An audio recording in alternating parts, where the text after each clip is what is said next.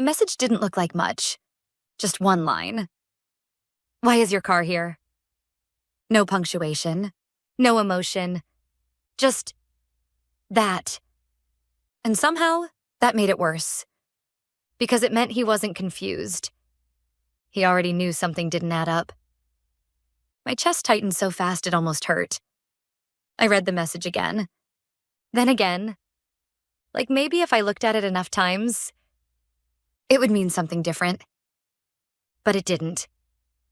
Because I knew exactly where my car was. And more importantly, I knew exactly where it wasn't supposed to be. I should have left earlier. That was the first thought that hit me. Not guilt, not panic. Just that. I should have left earlier. Because if I had, none of this would have happened. Or at least. That's what I told myself. The truth was, this didn't start today. It didn't start with that message. It started months ago. Small, quiet, easy to ignore. His name was Adrian, and at first he was nothing more than a distraction. Someone outside my normal life. Someone who didn't know me the way Daniel did. That was the part that made it feel harmless. There was no history, no expectations, no version of me I had to live up to. Just easy. And I told myself that was all it was. Even when it wasn't. Even when the conversations got longer. Even when they got more personal. Even when I started looking forward to them. That was the moment I should have stopped. But I didn't. Because I told myself I could control it. That it didn't affect anything else. That it didn't change how I felt about Daniel. I told myself a lot of things. None of them were true. Daniel trusted me. Completely. Not in a way he had to say out loud. Just in the way he lived with me. The way he never questioned anything. And I used that. I didn't think of it like that at the time. But that's what it was. That day started normally. Too normally.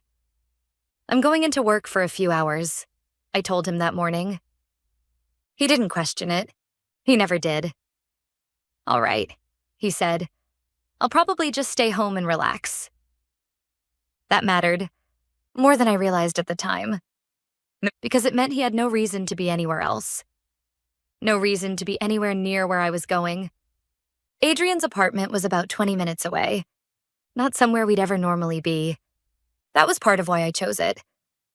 It felt separate, safe, controlled. I parked in the same spot I always did. Far enough from the entrance to avoid attention.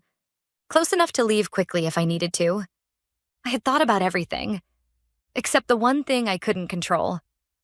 Time. I stayed longer than I should have. Long enough that the day started slipping away from me. Long enough that I stopped checking the clock. And that's when everything shifted. My phone buzzed. I almost ignored it. But something told me to check. And the second I saw his name, everything inside me dropped. Daniel, I opened the message. Why is your car here? My first reaction wasn't understanding. It was confusion. Because it didn't make sense. Daniel was supposed to be home. He had no reason to be here. None.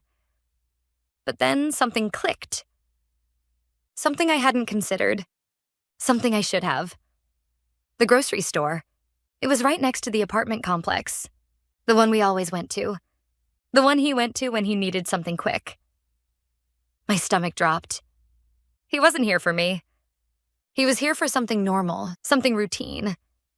And he had just seen my car. Parked somewhere it had no reason to be. Everything okay? Adrian asked. I didn't answer. Because I couldn't. Because suddenly everything made sense. And nothing did at the same time. I have to go, I said, already grabbing my things. What happened? I'll explain later. But I knew I wouldn't, because there was nothing to explain. Not anymore. I rushed outside. And the second I stepped into the parking lot, I saw it. His car. Parked near the grocery store entrance. Not hidden. Not subtle. Just there. Like it belonged. And right next to it, him. Standing still. Looking at me.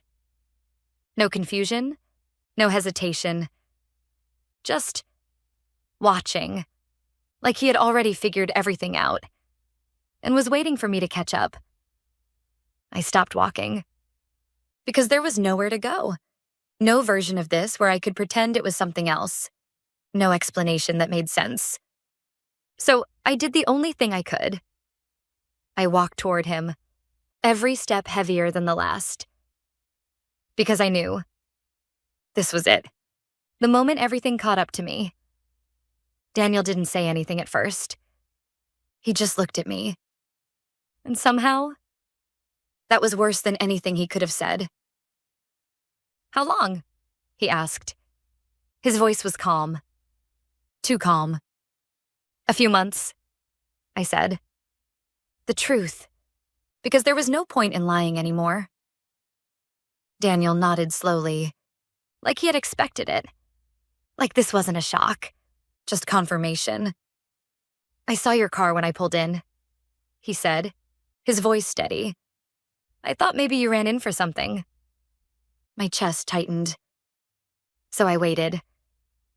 That part hit harder than anything else, because it meant he gave me a chance. A chance I didn't even know I had. "I waited 10 minutes, he continued. Silence. "And then I saw you come out of there." There it was. The part I couldn't undo. The part that made everything real. "I can explain?" I said. But the words felt empty. Because we both knew there wasn't an explanation that mattered. Daniel shook his head slightly. "I don't think you can." And just like that, it was over. The drive home was quiet. Neither of us said anything. There was nothing left to say. When we got back, Daniel didn't sit down. Didn't turn on the TV. He just stood there for a moment, looking around the house. Like he was seeing it differently. Like it didn't belong to him the same way anymore. "I'm not staying," he said finally. My chest tightened.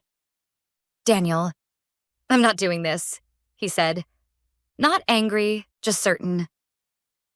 "I'm not going to sit here and try to fix something that's already been broken for months." That was it. That was the moment I knew there was no coming back from this. That night, he packed a bag. More than before. Enough to mean something. "I'll come back for the rest later," he said. I nodded, because I didn't know what else to do. And then he left. Not dramatically, not angrily, just gone. The days after were the hardest, not because of what happened, but because of the silence that followed. Daniel didn't call, didn't text, didn't reach out at all, and I didn't either, because I knew. There was nothing left to fix. A week later, he came back. Not to stay, just to get his things. We barely spoke, just small, necessary words. Logistics. Nothing more. And that was worse than anything else. Because it meant we were already strangers. "I'll have the papers sent over," he said before he left. I nodded, because I had expected it. And still, it felt final. Adrian texted me that same night. "Everything okay?" I stared at the message for a long time. And for the first time, I saw it for what it was. Not something meaningful. Not something worth losing everything over. Just something temporary. Something easy. Something that wasn't real. I didn't respond. And I never did. Because whatever I thought I had, it wasn't worth what it cost. And in the end, that's what stayed with me. Not the message, not the moment he saw me, but the reason it happened. Because it wasn't bad timing. It wasn't bad luck. It was every decision I made leading up to it. And the moment he saw my car, exactly where it shouldn't have been, was just the moment I finally had to face it.